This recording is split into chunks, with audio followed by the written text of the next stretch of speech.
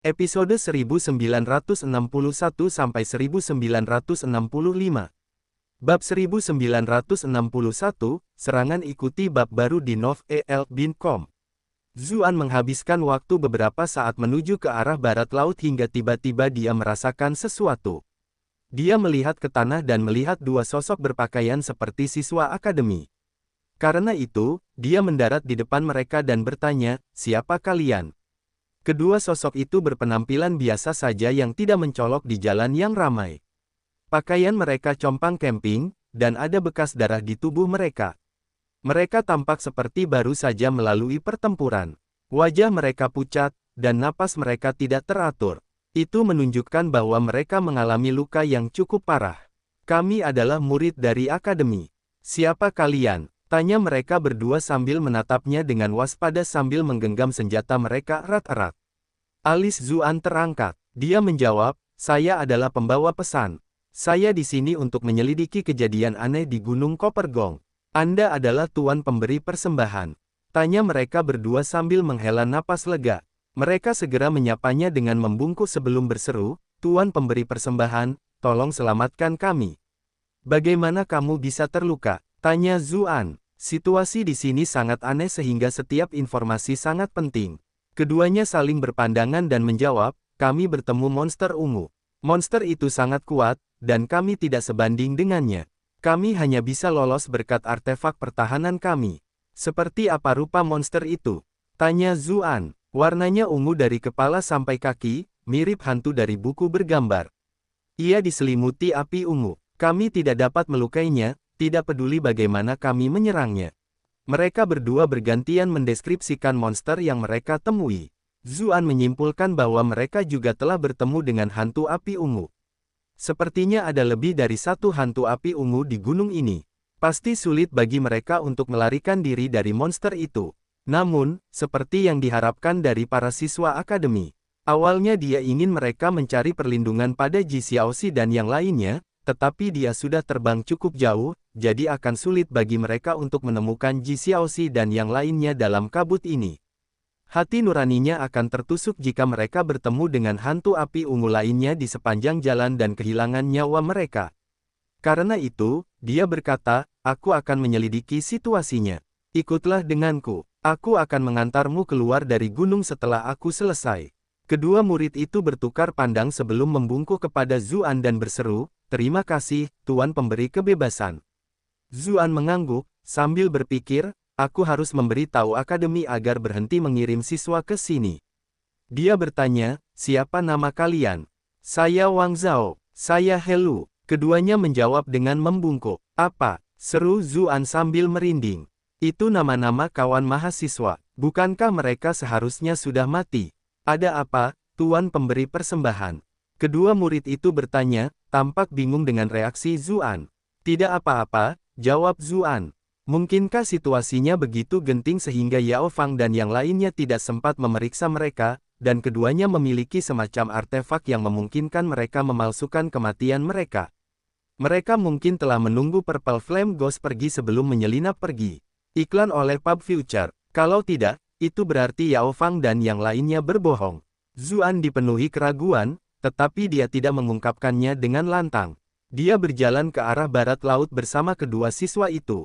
Tak satu pun dari mereka cukup kuat untuk terbang, jadi dia membawa mereka dengan memegang bahu mereka. Tak lama kemudian, ia mendengar suara-suara di depan. Setelah mengamati lebih dekat, ia melihat siluet manusia berkeliaran di area di depannya, seolah mencari sesuatu. Zuan langsung menuju ke arah mereka. "Siapa itu?" Orang-orang di depan berteriak, memperhatikan mereka dan menghunus senjata mereka. Helu dan Wang Zhao menghela napas lega dan berseru, "Itu bukan monster." Zuan mengamati kelompok di hadapannya. Kebanyakan dari mereka mengenakan seragam polisi, dan mereka berdiri dalam formasi di sekitar seorang penebang kayu tua. Tubuh mereka gemetar, dan wajah mereka tampak sangat pucat. Zuan mengingat percakapannya dengan utusan bordir di kota terdekat. Mereka pasti penebang kayu Zhang dan polisi yang menyelidiki kasus tersebut.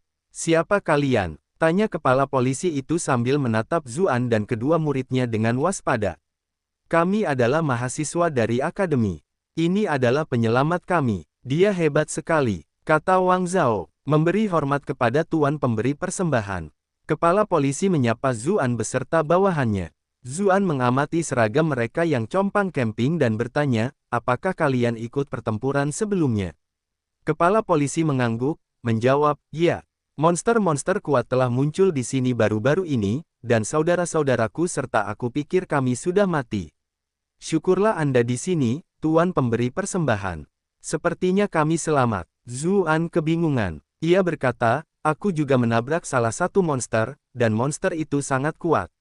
Kau hanya terluka ringan. Meskipun para siswa akademi menghormatinya, mereka adalah anak-anak berbakat yang datang dari seluruh negeri. Mereka tidak akan kalah jika dibandingkan dengan Cucu Yan dan Pei Mianman di masa lalu. 6 siswa dari akademi itu bertemu monster itu bersama-sama, dan mereka menderita kerugian besar dalam pertarungan itu. Para polisi ini jauh lebih lemah dari mereka, tetapi mereka berhasil lolos dengan luka ringan. Kepala polisi itu tercengang. Ia menjawab, mungkin karena monster itu terluka. Untungnya, penebang kayu Zhang mengenal daerah itu, jadi kami beruntung bisa selamat dari cobaan itu. Apa yang kamu cari? Tanya Zuan sambil mengamati sekelilingnya, tetapi dia tidak dapat menemukan sesuatu yang penting. Kami melihat ada monster yang terluka parah dan terisolasi dari yang lain. Kami bermaksud membawanya kembali dengan harapan akan diberi hadiah, tetapi kami tidak dapat menemukannya meskipun menghabiskan waktu setengah hari untuk mencarinya. Kami pikir monster itu telah melarikan diri, jadi kami memutuskan untuk kembali terlebih dahulu, jawab kepala polisi. Zuan mengangguk dan berkata, di sini berbahaya. Kau tidak boleh berlama-lama di sini. Bagaimana monster itu terluka? Apakah dia menabrak Jideng Tu? Bajingan tua itu memang licik. Aku tidak menyangka dia bisa melukai monster itu dengan parah. Apalagi yang kau temukan di gunung? Tanyanya. Ia melihat kabut semakin tebal, dan kabut itu berwarna ungu. Rasanya sangat menyesakkan. Kita seharusnya berada di kedalaman Gunung Copper Gong sekarang. Aku ingin tahu seberapa jauh kita dari Shadow Moon Lake. Kami tidak menemukan apapun lagi. Satu monster saja sudah cukup untuk hampir memusnahkan kami, salah satu polisi menjawab dengan takut. Zuan mengangguk dan bertanya, kemana monster itu melarikan diri? Sisi sana, kata polisi itu sambil menunjuk ke suatu arah. Tuan pemberi persembahan, apakah Anda akan menangkap monster itu? Zuan mengangguk. Karena aku sudah di sini, aku harus segera menyelesaikan masalah ini, atau hatiku tidak akan bisa tenang. Ini sungguh aneh. Kami akan menunjukkan jalannya, kata kepala polisi. Kami sudah di sini selama beberapa hari, jadi kami sudah familiar dengan daerah ini. Akan lebih aman bagi kami untuk tetap bersama Anda. Iklan oleh Pub Future. Baiklah, jawab Zuan. Mereka mungkin tidak akan bisa meninggalkan gunung hidup-hidup seperti itu. Akan lebih aman jika mereka tetap bersamaku. Kita bisa turun gunung, bersama Xiaoxi dan yang lainnya setelahnya. Zuan memimpin, dan Wang Zhao serta Helu berdiri di sampingnya. Para polisi menyebar, dengan Zhang si penebang kayu di tengah. Kabut semakin tebal, sampai-sampai mustahil untuk melihat lebih dari beberapa meter jauhnya. Bahkan Zuan hanya bisa memperluas indera keilahiannya hingga sekitar 100 meter jauhnya. Dia tidak bisa menahan diri untuk tidak mengeluh tentang bagaimana metode kultivasinya yang unik tidak memiliki kemampuan seperti makhluk abadi bumi sejati seperti Zhao Han dan yang lainnya. Kalau saja dia ada di sini, Zhao Han pasti bisa menjulurkan inderanya lebih jauh. Meski begitu, ia juga memperoleh banyak kemampuan unik dari keyboardnya. Bahkan jika ia ingin mengkritik, ia harus mengakui bahwa ia memperoleh tawaran yang lebih baik. Tiba-tiba, dia mendengar suara gemerisik. Dia langsung melesat 100 meter ke depan. Tidak ada monster di sana, hanya ada satu halaman yang tergantung di cabang pohon. Tampaknya halaman itu disobek dari sebuah buku, dan ada darah di atasnya. Zuan mengambil halaman itu untuk melihatnya. Halaman itu merinci adegan panas dari sebuah cerita erotis. Tuan pemberi persembahan, apakah Anda menemukan sesuatu? Yang lain bergegas mendekat dan bertanya dengan cemas. Tidak apa-apa, itu hanya desiran angin, kata Zuan sambil diam-diam memasukkan kertas itu ke dalam pakaiannya sambil membelakangi yang lain. Tuan pembawa persembahan, mengapa kita tidak meninggalkan gunung ini terlebih dahulu? Kita mulai merasa takut, kata Helu dan Wang Zhao sambil menelan ludah mereka. Baiklah, Zuan mengangguk. Tepat pada saat itu, teriakan kesakitan bergema dari belakang. Penebang kayu Zhang, seru kepala polisi dengan ngeri. Mereka terlalu ingin mengejar Zuan, jadi mereka meninggalkan penebang kayu Zhang. Zuan kembali ke tempat mereka berada, lebih cepat dari yang lain. Di sana, ia menemukan Zhang si penebang kayu tergeletak di genangan darah. Ia mengamati sekelilingnya, tetapi tidak ada orang lain di sekitar. Pelakunya sudah melarikan diri. Ia kemudian berjalan ke arah Zhang si penebang kayu dan membalikkan tubuhnya, berharap untuk memeriksa luka-lukanya dan melihat apakah mungkin untuk menyelamatkannya. Senyum sinis tiba-tiba muncul di wajah Zhang si penebang kayu. Ia membuka mulutnya, dan sebuah bayangan melesat ke arah wajah Zuan. Kecepatannya bahkan lebih cepat daripada bilah para pembunuh kelompok bayangan. Namun, kilatan cahaya keemasan mengiris bayangan itu menjadi dua. Baru kemudian Zuan melihat bahwa bayangan itu mirip dengan serangga yang memeluk wajah. Tentakelnya terus-menerus menggeliat di tanah. Apa yang kau lakukan, penebang kayu Zhang? Kepala polisi itu berteriak marah sambil bergegas menghampiri dan mengayunkan pedangnya ke arah penebang kayu Zhang. Akan tetapi, bila pedang itu tiba-tiba mengubah lintasannya menuju leher Zuan, dan dengan cepat melaju hingga berkali-kali lipat lebih cepat. Bam! Kepala polisi itu terlempar seperti karung pasir. Ia jatuh ke tanah dengan keras hingga tulang-tulangnya retak. Polisi lainnya dengan cepat menghunus pedang mereka dan menyerang Zuan juga. Namun, Zuan menyingsingkan lengan bajunya dan melepaskan kinya. Bilah para polisi itu langsung terpelintir seperti adonan goreng, tetapi serangan itu tidak berhenti di situ saja. Lengan yang mereka gunakan untuk memegang bilah pedang mulai terpelintir seolah-olah itu mainan, dan momentum yang kuat membuat tubuh mereka berputar berkali-kali di udara sebelum mereka jatuh ke tanah. Serangan tunggal itu telah melumpuhkan semua polisi itu. Ada yang tidak beres dengan para polisi itu. Seru Helu dan Wang Zhao sambil bergegas menghampiri Zuan dengan ekspresi ngeri. Zuan melirik, serangga penempel wajah, di tanah, bergumam, aku ingin tahu apa. Ini. Tepat saat itu, Wang Zhao dan Helu masing-masing menghunus belati dan menusukkannya ke punggung Zuan. Kilatan ganas terpancar di mata mereka. Zuan menghela napas dan berkata, kamu akhirnya tidak bisa menahannya lagi. Keduanya terkejut. Mengapa dia baik-baik saja meskipun telah ditusuk? Mereka segera mencabut bilah pisau mereka, tetapi mata mereka hampir copot dari rongganya. Mereka terkejut ketika menyadari bilah pisau mereka telah hancur berkeping-keping. Hanya gagangnya yang masih utuh. Bagaimana tubuhnya bisa sekuat itu? Keduanya tiba-tiba terlempar oleh suatu kekuatan dahsyat yang mengguncang tubuh mereka sepenuhnya, membuat mereka tidak mampu mengumpulkan kekuatan apapun.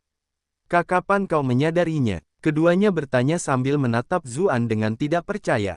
Apakah kamu kenal Yao Fang, Mei Rou, dan yang lainnya? Tanya Zuan. Aneh sekali. Mengapa saya tidak dapat mengingat nama dua siswa laki-laki lainnya? Helu dan Wang Zhao tercengang. Mereka bertanya, apakah kamu menabrak mereka? Benar sekali. Mereka bilang kau sudah mati. Bagaimana mungkin dua orang yang sudah meninggal tiba-tiba muncul entah dari mana? Zuan menjawab sambil mengangguk sambil menilai reaksi mereka. Bagaimana jika kedua wanita itu berbohong?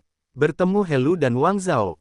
Awalnya aku juga tidak yakin, itulah mengapa aku membawamu bersamaku. Aku mengambil kesempatan untuk memeriksa tubuhmu, Zuan menjelaskan. Kau menyembunyikannya dengan baik, tapi aku melihat aura aneh di dekat hatimu. Kultivator lain pun akan kesulitan melihat keanehan mereka, tetapi dengan tingkat kultivasinya saat ini dan kemahirannya dalam Bau Pusutra, akan sulit menipu Zuan. Lalu mengapa kamu bersikap waspada terhadap kami? Tanya kepala polisi itu sambil menggoyangkan tubuhnya dan berusaha berdiri. Zuan terkejut. Kultivator manapun yang mengalami luka parah seperti itu seharusnya tidak bisa bergerak. Namun, dia menjawab, apakah kamu ingat apa yang terjadi saat pertama kali kita bertemu? Sebelum aku sempat mengucapkan sepatah kata pun, mereka berdua bergegas memberitahu kamu tentang identitasku dan menekankan bahwa aku kuat. Karena ada yang salah dengan mereka, tidak sulit untuk mengetahui bahwa kamu bersekongkol. Ada alasan lain juga, misalnya, potretnya sudah tersebar luas, sehingga mustahil bagi polisi manapun yang tinggal di dekat ibu kota untuk tidak mengetahuinya. Mengapa kau tidak mengekspos kami saat itu? Polisi lainnya juga berdiri, meskipun tubuh mereka yang terluka membuat postur mereka sangat kaku, tampak seperti boneka kayu. Aku ingin melihat apa yang sedang kau lakukan, jawab Zuan. Orang-orang itu dapat menyamar sebagai mahasiswa dan polisi akademi kita. Entah mereka ahli dalam transfigurasi, atau mereka menggunakan semacam cara khusus untuk mengendalikan tubuh mereka. Seharusnya itu yang terakhir, karena orang-orang ini memang ada dan sudah mati. Meski begitu, apa saja cara yang dapat memungkinkan seseorang mengendalikan orang mati dan membuat mereka berperilaku seolah-olah mereka masih hidup. Iklan oleh Pub Future. Sayang sekali, kau tidak akan hidup untuk menyebarkan berita itu, kata kepala polisi itu sambil mencibir. Tubuhnya meledak, dan monster ungu terbang keluar dari dalamnya. Monster ini awalnya sangat kecil, tetapi memiliki saripati darah kepala polisi dengan keempat anggota tubuhnya. Kepala polisi yang kekar itu berbaring dengan cepat, sementara monster itu membesar. Kemudian, ia berubah menjadi monster humanoid ungu dengan banyak titik merah yang mengingatkan pada mata di wajahnya. Dia tampak sangat menyeramkan. Yang lainnya juga meledak, dan monster serupa keluar dari tubuh mereka.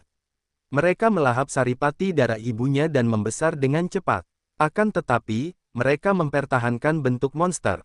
Mereka alih-alih berubah menjadi humanoid.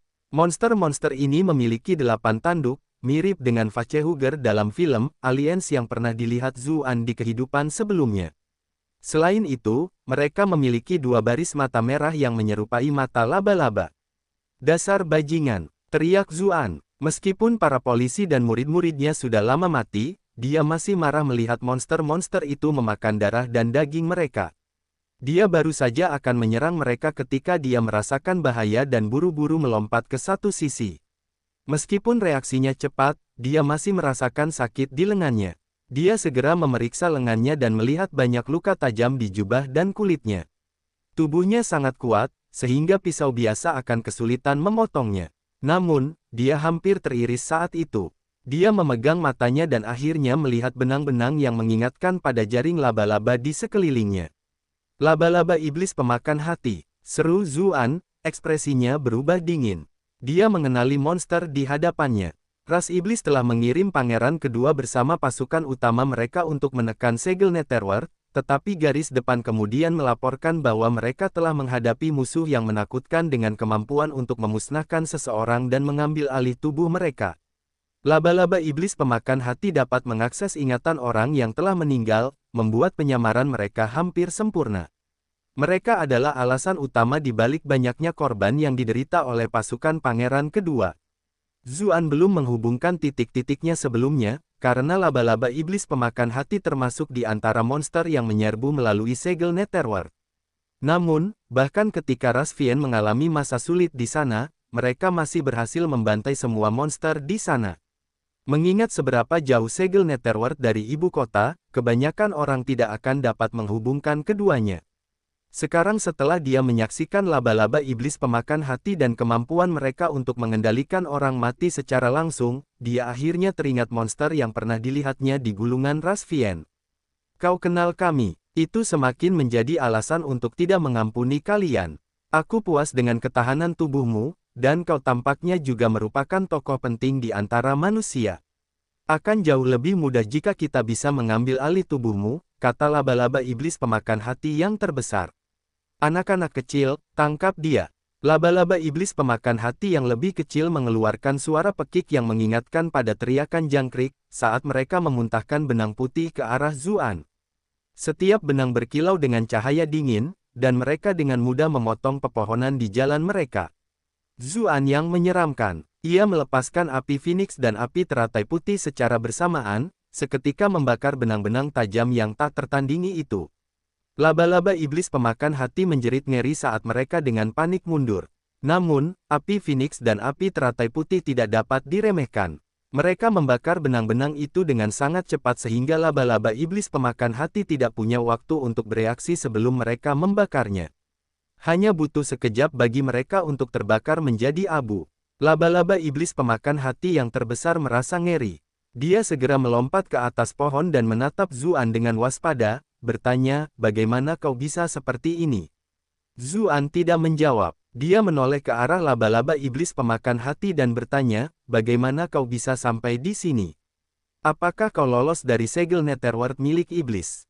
Aku heran. Kau tahu tentang segel Netherworld? Tanya laba-laba iblis pemakan hati, lalu tertawa. Jangan khawatir, kau akan tahu begitu tubuh kita menyatu. Ia mengangkat tangan, yang menipiskan benang yang hampir tak terlihat, dan menariknya. Dengan lembut, 4 siluet muncul dari hutan pegunungan dan mengelilingi Zuan. Zuan dapat merasakan bahwa orang-orang ini sudah lama meninggal. Dilihat dari pakaian mereka, mereka kemungkinan adalah petualang tak berafiliasi yang tinggal di Gunung Tembagagong. Merupakan hal yang umum bagi para penjahat dan petualang yang tidak berafiliasi untuk mencari perlindungan dan kehancuran di sini.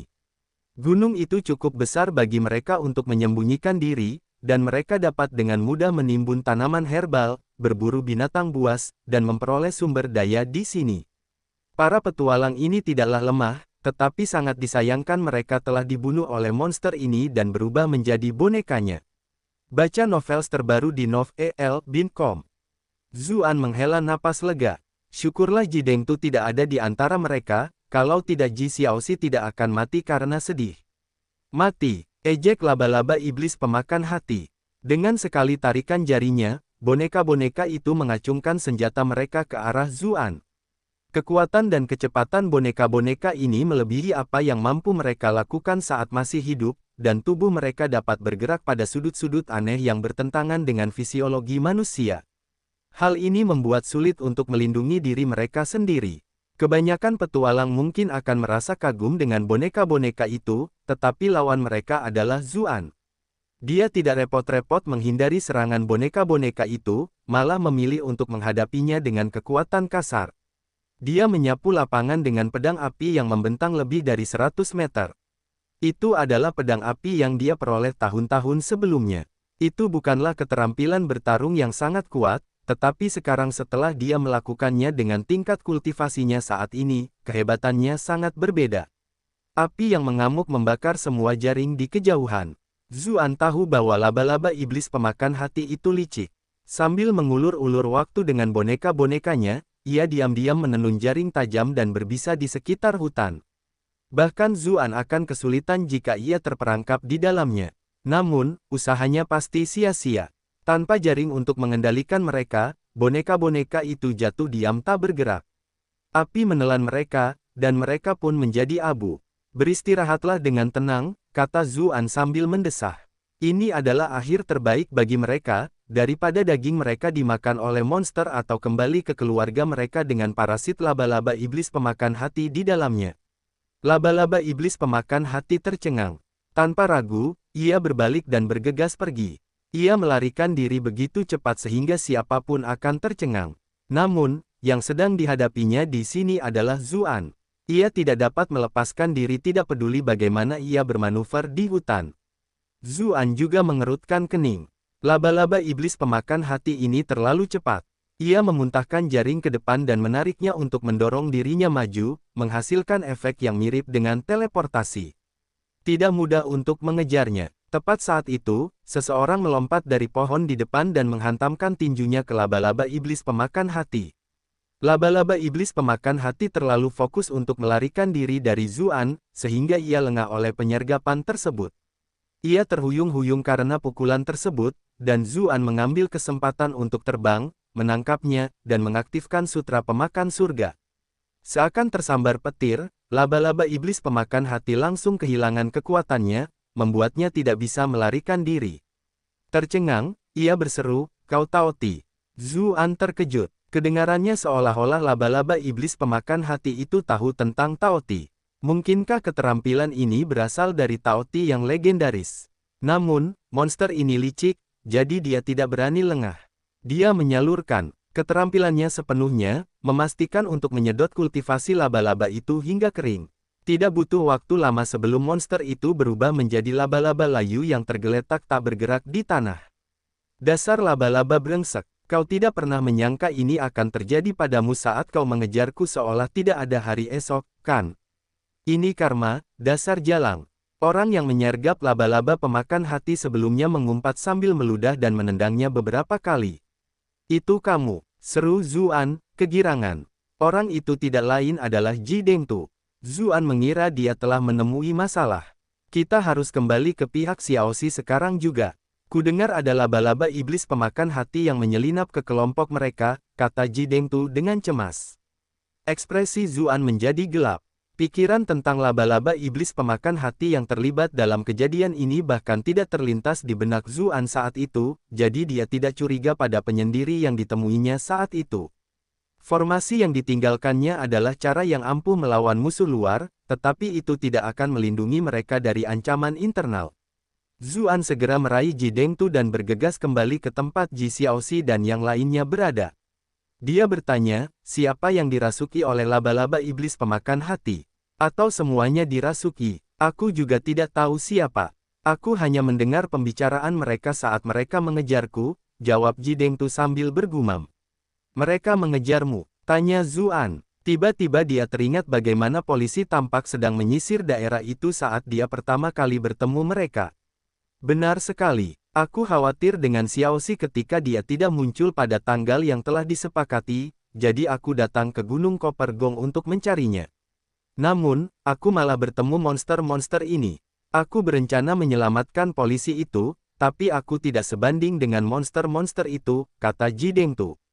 Hatinya dipenuhi rasa takut saat mengingat pertemuannya dengan monster-monster itu. Sungguh luar biasa kau bisa selamat setelah berhadapan dengan monster-monster itu, kata Zuan. Laba-laba iblis pemakan hati itu sama sekali tidak lemah. Kekuatan mereka setidaknya setara dengan seorang Grandmaster manusia, dan cara mereka yang tidak lazim membuat mereka sangat sulit dihadapi. Bahkan seorang Grandmaster pun dapat dengan mudah dibunuh oleh mereka dalam sekejap karena kecerobohan. Ji Dengtu mengangkat kepalanya dengan bangga dan berkata, bagaimanapun, aku adalah senior kedua di akademi. Aku tidak akan tahu dari sikapmu yang penuh nafsu itu. Zuan mencibir. Ji Dengtu mengernyitkan dahinya dan berkata, balikkan halaman guru baikku.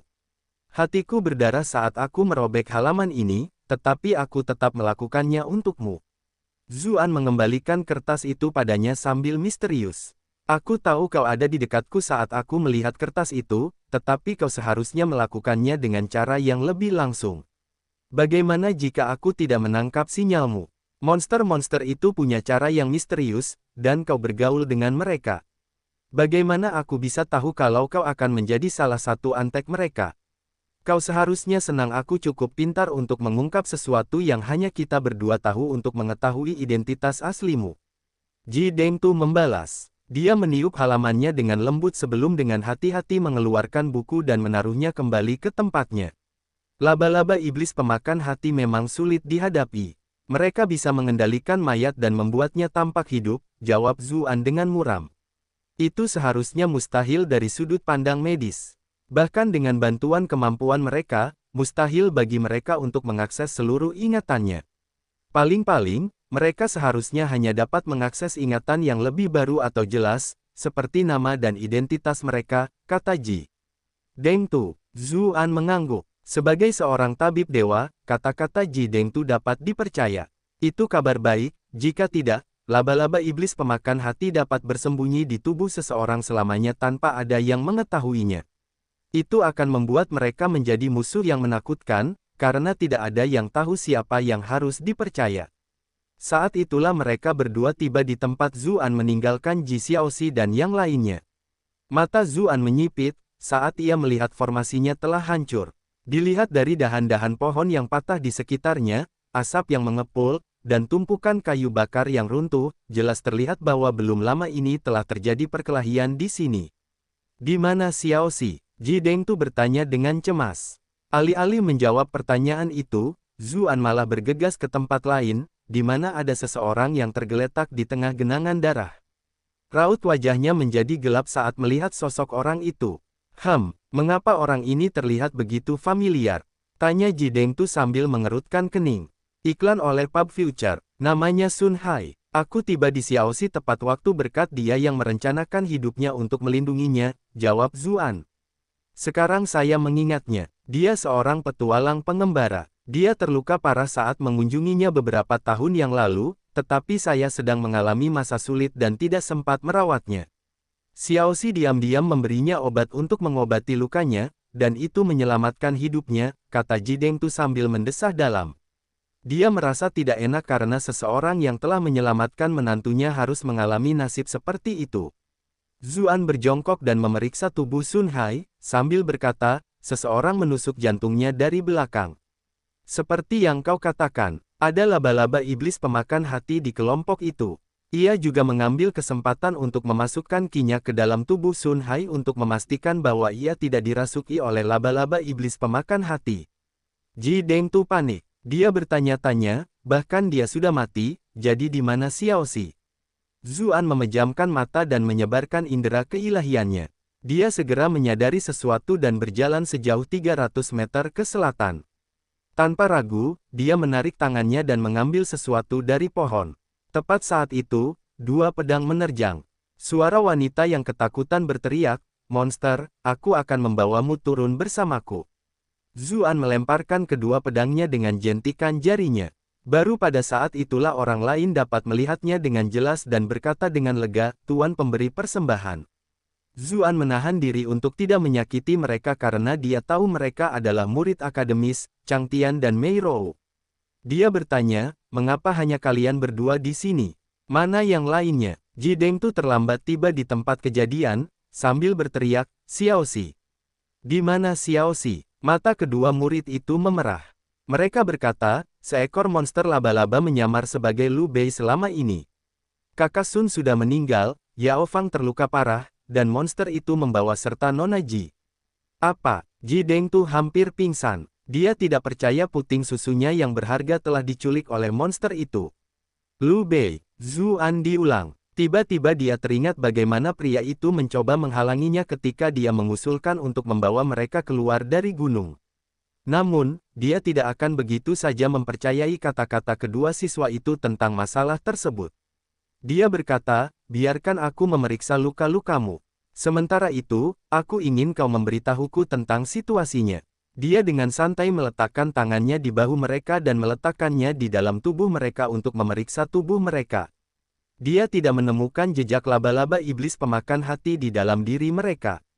Kami merasa aman dalam formasi Tuan Pembebasan, dan kami hampir tidak mendapat kesempatan untuk beristirahat. Selama beberapa hari terakhir karena takut pada monster, jadi kelelahan pun segera menyerang, jelas Chang Tian. Kami tidak berani tidur langsung, karena kami tahu ada bahaya yang mengintai di sekitar, jadi kami membiarkan para wanita tidur terlebih dahulu sementara kami yang lain menjaga satu area masing-masing. Zuan mengangguk, senang mendengar mereka bukan bunga di rumah kaca. Mereka tahu cara menjaga kewaspadaan mereka. Lu Bei mengusulkan untuk ditempatkan di tim yang sama dengan Sun Hai sehingga dia bisa menjaganya. Kami pikir itu juga merupakan pengaturan terbaik, karena Lu Bei adalah yang terkuat di antara kami. Sementara itu, saya berada di barisan paling belakang, kata Chang Tian, menggambarkan posisi mereka secara kasar. Mei Rou menambahkan, saya bersama Yao Fang dan Nona Ji. Meski usianya masih muda, Nona Ji adalah wanita yang kuat. Saya perhatikan dia tetap membuka mata meskipun kami sedang tidur bersama. Pada akhirnya, aku menyerah pada rasa kantukku dan tertidur. Tak lama kemudian, aku terbangun karena berteriak. Saat itu, kakak Sun sudah pingsan sejumlah darah, dan Chang Tian terluka parah. Nona Ji melindunginya dari Lu Bei.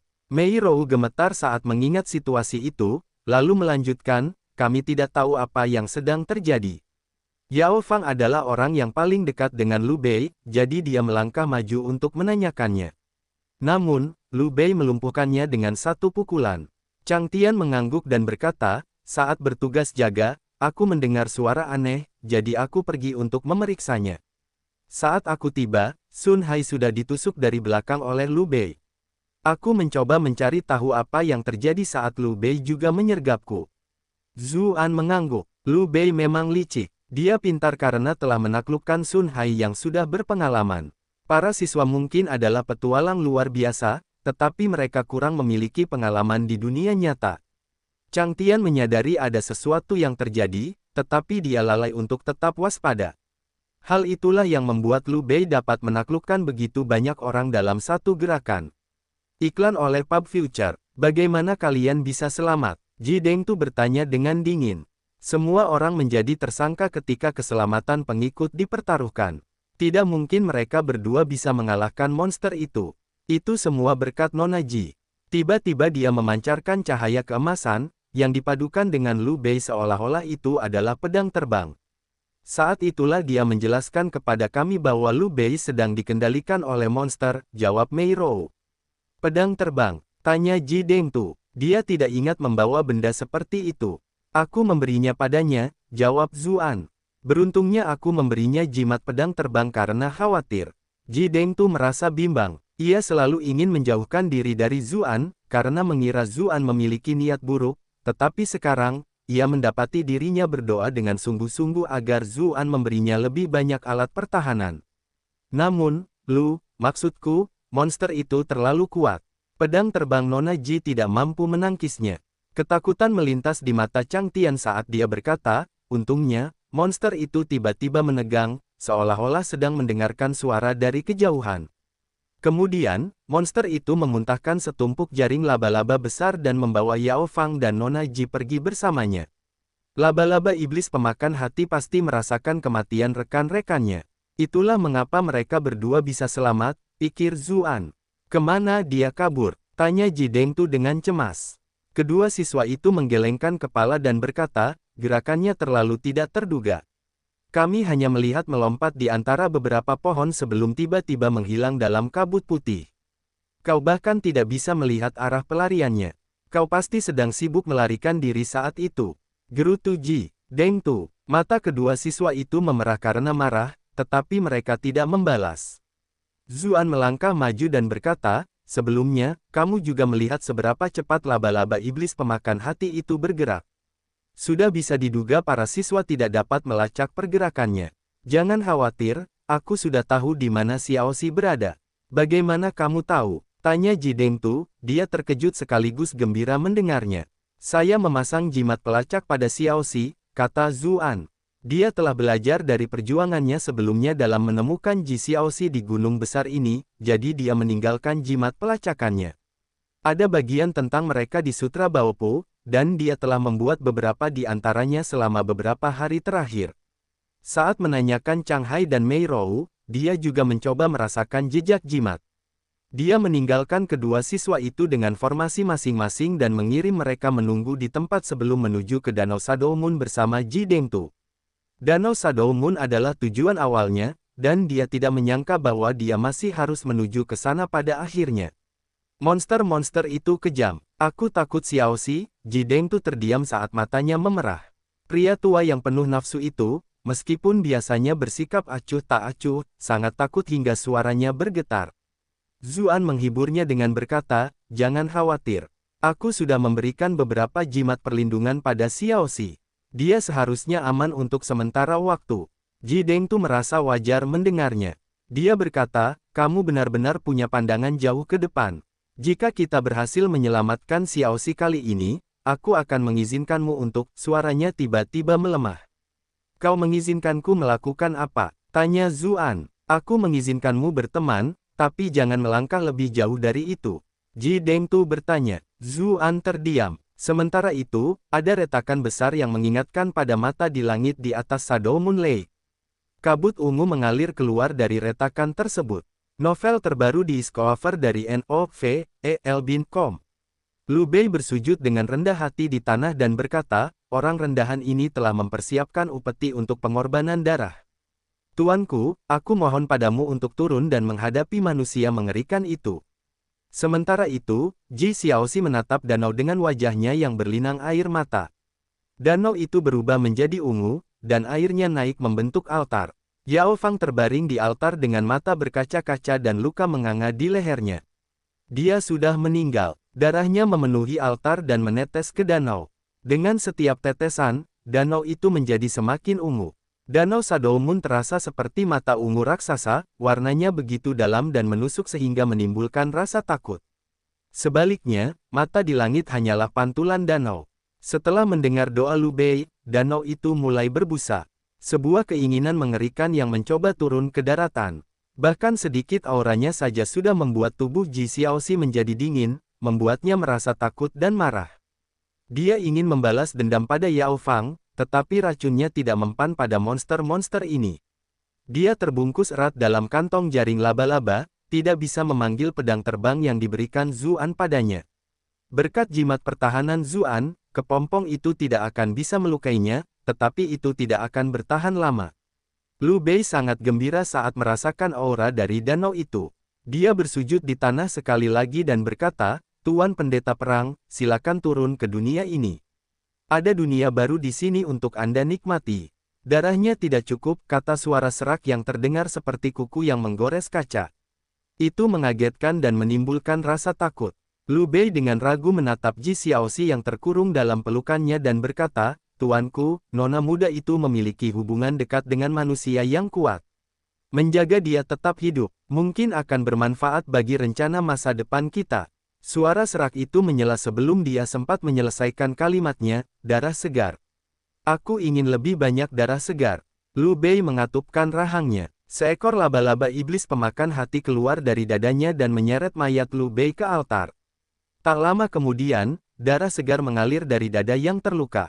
Ritual itu seharusnya hampir selesai. Kami telah mempersembahkan banyak darah segar dari berbagai makhluk hidup kepada pendeta perang. Setelah menerima persembahan darah segar lainnya, danau mulai bergulung-gulung. Wajah Ji Xiaoxi memekakkan telinga. Dalam mata raksasa yang diproyeksikan ke langit, ia melihat makhluk raksasa yang mencoba menaklukkan angkasa untuk turun ke dunia. Temukan bab baru dari novel Bin.com. Laba-laba iblis pemakan hati sangat gembira dan berkata, "Orang rendahan ini dengan hormat menyambut kedatangan pendeta perang." Beberapa waktu berlalu, tetapi tidak ada tanggapan dari atas. Laba-laba iblis pemakan hati mendongak dan melihat bahwa pendeta perang tidak dapat menembus ruang di antara mereka. "Apakah pengorbanannya masih kurang?" tanya laba-laba iblis pemakan hati sambil mengalihkan pandangannya ke Ji Xiaoxi. Ia merasa bahwa turunnya pendeta perang harus didahulukan dari semua hal lainnya.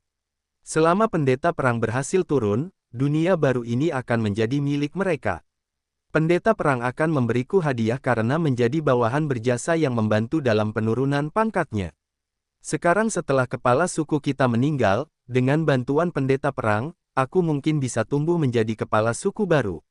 Dengan tekad yang kuat, ia menggerakkan benang-benangnya dengan anggota tubuhnya untuk melemparkan kepompong Ji Xiaoxi ke dalam danau. Kekuatannya tidak cukup untuk menembus jimat pertahanan Ji Xiaoxi, tetapi begitu ia berada di dalam danau, jimat itu tidak akan cukup untuk menghentikan perang pendeta mereka. Iklan oleh Pub Future. Saat Ji Xiaoxi semakin dekat ke Danau Ungu, dia bisa merasakan aura iblis yang kuat keluar dari dalam. Aura itu mencengkeramnya dengan ketakutan luar biasa, membekukan setiap pikiran dalam benaknya. "Kakak Zhu," gumamnya sambil air mata mengalir di matanya. "Aku di sini, Xiaoxi. Jangan takut," sebuah suara lembut menyapa. Tak lama kemudian, Ji Xiaoxi merasakan dirinya jatuh ke dalam pelukan hangat. Dia membuka matanya dan melihat wajah yang dikenalnya. Suatu ketika, ia bergumam, "Apakah kisahku sedang berlalu di mataku saat ini?" Sebagai seorang dokter, ia telah menyaksikan pasien yang melihat kehidupan mereka berlalu di mata mereka sebelum menghembuskan napas terakhir. Mereka akan melihat orang-orang yang ingin mereka temui dan mencapai apa yang mereka inginkan. Seolah-olah mereka sedang berada dalam mimpi yang indah. Apakah ini permintaan terakhirku sementara tubuh asliku mencair di danau ungu itu? Aku datang terlambat, Xiaoxi. Kamu pasti takut, Zuan meminta maaf. Suara familiar lainnya terdengar misterius dan tidak puas. Tidak masuk akal. Bagaimana mungkin hal terakhir yang ada dalam pikiranmu saat menghadapi bahaya bukanlah aku, ayahmu, tapi bocah bau itu? Mata Ji Dengtu membelalak karena marah. Tidak heran mereka mengatakan anak perempuan adalah hadiah perlombaan bagi orang lain. Anak perempuanku bahkan belum tumbuh dewasa, dan dia sudah berpihak pada pria lain. Ah! Ji Xiaoxi tersadar begitu melihat ayahnya yang marah, dan wajahnya memerah. Aku benar-benar berada di pelukan kakak laki-laki Zhu, dan dia dan ayahnya mendengarku memanggil namanya.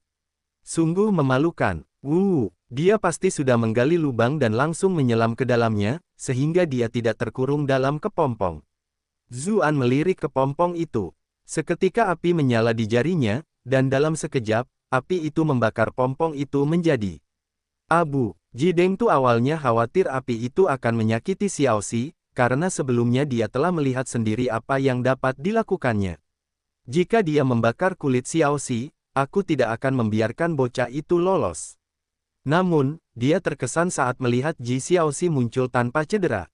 Kemampuan bocah itu untuk mengendalikan unsur-unsur telah mencapai tingkat yang luar biasa. Mungkin hanya guruku yang mampu melakukan hal serupa. Ji Xiaoxi telah terperangkap dalam pelukan begitu lama hingga kakinya mati rasa. Karena tidak dapat menjaga keseimbangannya, dia jatuh ke pelukan Zuan. Melihat Zuan memeluk putrinya yang berharga dan mengelus punggungnya dengan kaki babinya, Ji Dengtu merasa sangat tidak senang. Ia merasa bahwa kubis berharga yang telah ia pelihara dengan susah payah selama bertahun-tahun baru saja dimakan oleh seekor babi. Anda telah berhasil menipu Ji Dengtu untuk plus 555 plus 555 plus 555. Bagaimana kau bisa menemukan tempat ini? Teriak laba-laba iblis pemakan hati dengan suara bergetar. Tidak lama kemudian ia merasakan pemimpin laba-laba mereka yang kuat tewas di tangan pria ini. Zuan menatap danau ungu yang bergelembung itu, tak menghiraukannya, dan bertanya, dari mana kalian para monster itu datang? Laba-laba iblis pemakan hati melirik danau ungu itu sekali lagi. Setelah memastikan bahwa pendeta perang tidak akan bisa turun, ia berbalik dan melarikan diri, tahu bahwa ia bukan tandingan Zuan. Iklan oleh Pub Future. Manusia yang kita temui sebelumnya hanyalah umpan bagi kita. Mengapa orang ini begitu kuat? Jika ada banyak manusia yang selevel dengannya, misi kita tidak akan berbeda dengan bunuh diri. Begitu laba-laba iblis pemakan hati mulai bergerak, sebilah pedang terbang tiba-tiba menukik dan mengiris lehernya. Tubuh monster itu menegang sebelum kepala dan tubuhnya jatuh ke dalam danau. Pedang terbang itu kembali ke sisi Zuan dan berubah menjadi jimat kuning. Zuan menyerahkan jimat kuning itu kepada Xiaoxi dan berkata, simpanlah dengan baik, Xiaoxi. Gunakan untuk melindungi dirimu di saat-saat bahaya. Ji Xiaoxi tercengang. Aku menggunakan jimat ini sebelumnya, tetapi aku tetap dikalahkan oleh monster itu. Namun, kakak Zhu dengan mudah membunuh monster itu dengan jimat itu. Ji Dengtu bergumam dingin dari samping, Xiaoxi, jangan lupa apa yang telah kuajarkan padamu. Kau tidak boleh berpikir bahwa seorang pria itu baik hanya karena dia memberimu hadiah.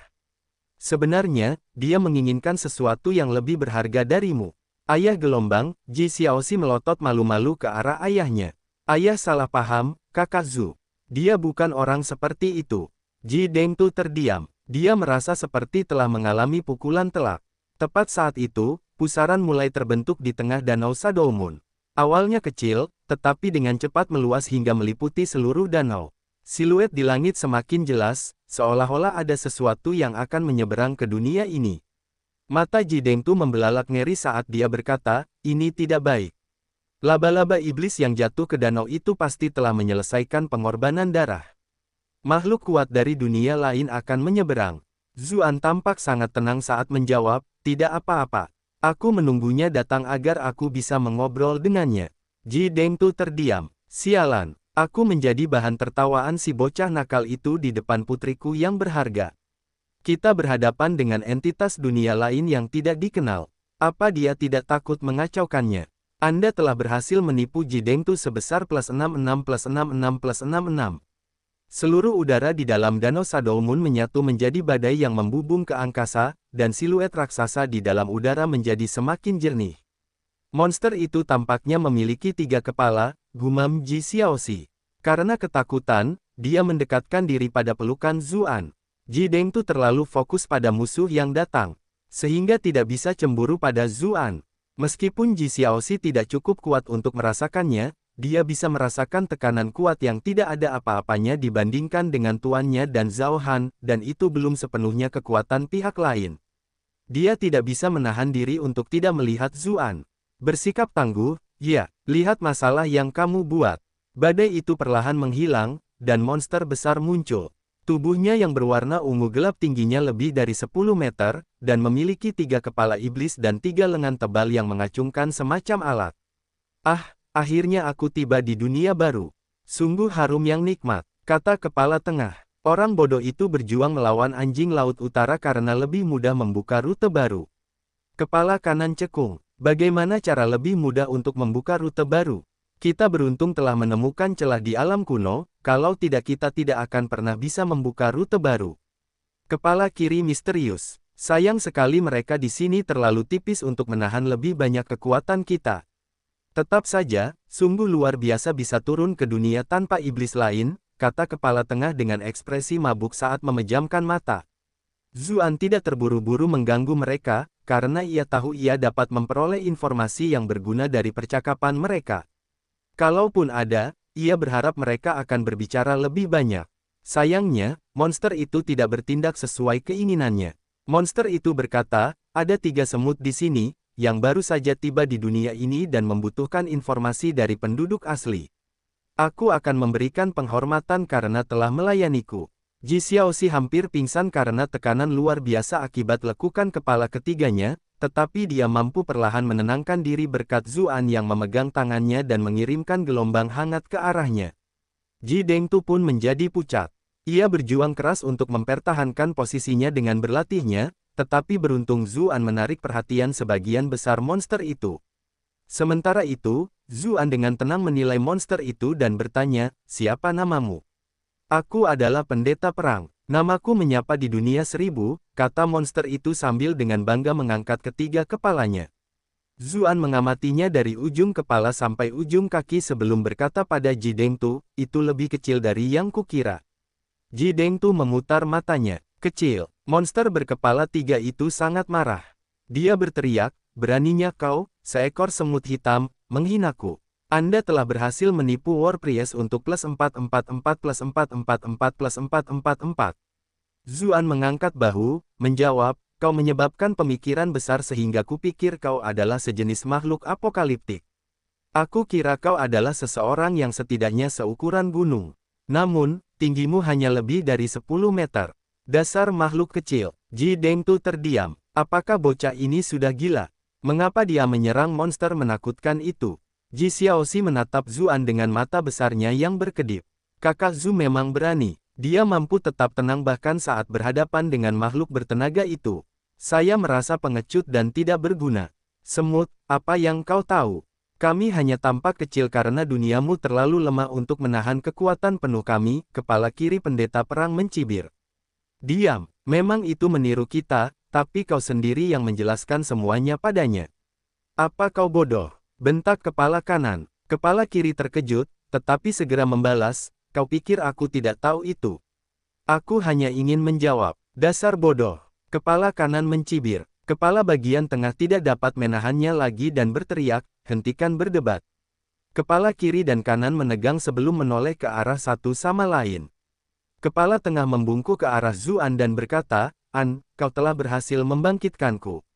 Aku akan menarik kembali keputusanku untuk mengizinkanmu melayaniku. Anda telah berhasil menipu pendeta perang untuk mendapatkan plus 500 plus 500 plus 500.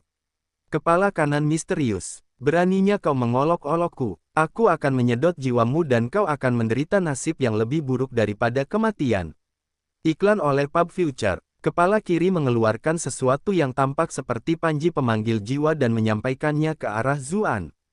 Penampakan hitam muncul di sekitar Zuan, dan tawa riang menyapa di sekitarnya. Ayo, kita bersenang-senang bersama. Tak seorang pun mengucapkan sepatah kata pun, tetapi suara itu berbicara di dalam kepala seseorang seolah-olah ditujukan langsung ke jiwa. Ji Dengtu merasa lega sesaat.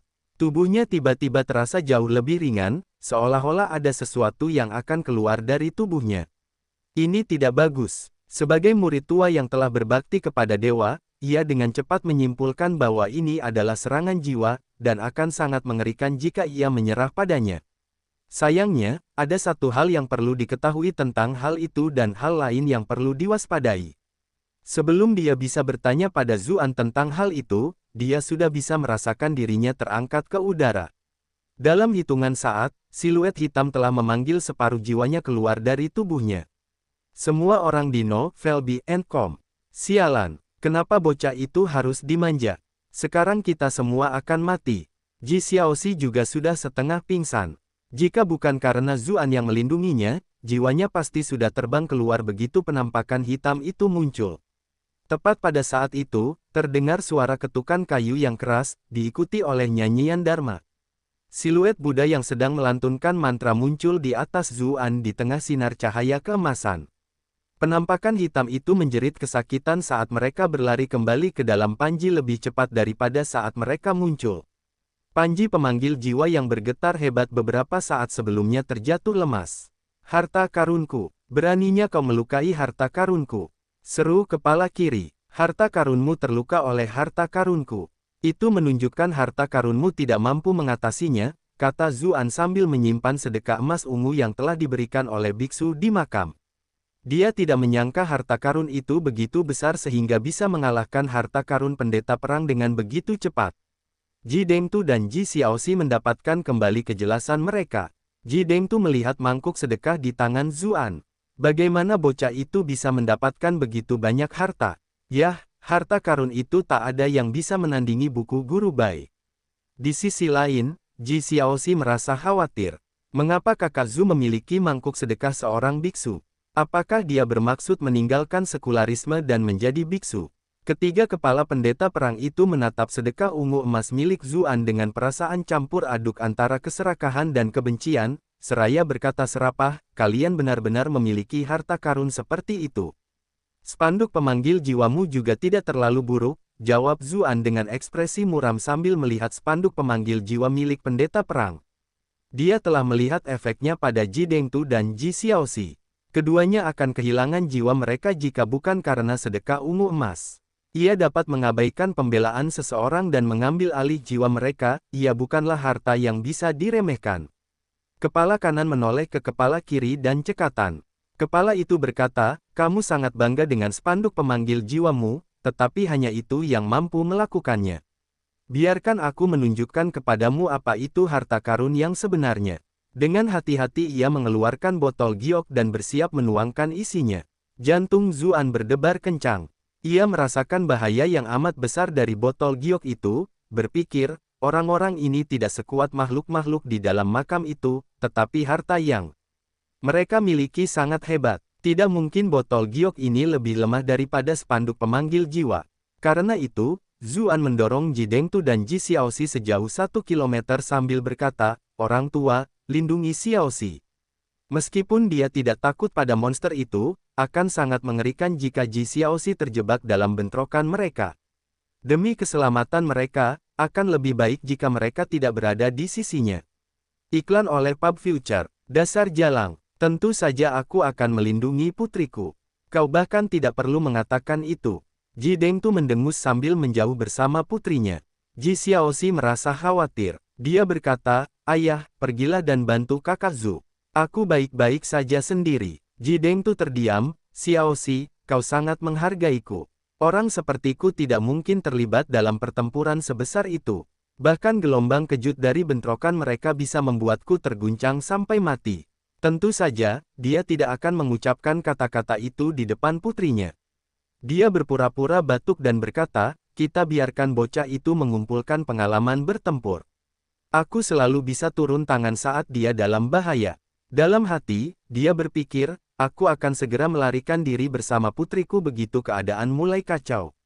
Ji Xiaoxi menatap ayahnya dengan kagum, lalu berkata, ayah, ayah hebat sekali. Sudah beberapa tahun sejak dia berpisah dengan Zuan, dan dia masih menganggapnya sebagai pemuda yang sama dari kota Bright Moon. Meskipun dia telah terpesona oleh caranya beberapa kali, dia masih secara naluriah mengkhawatirkannya. Batuk-batuk, bahkan dengan kulit Ji Dengtu yang tebal, wajahnya tetap memerah. Pendeta perang akhirnya membuka tutup botol giok itu, dan setetes cairan kuning keruh menetes keluar.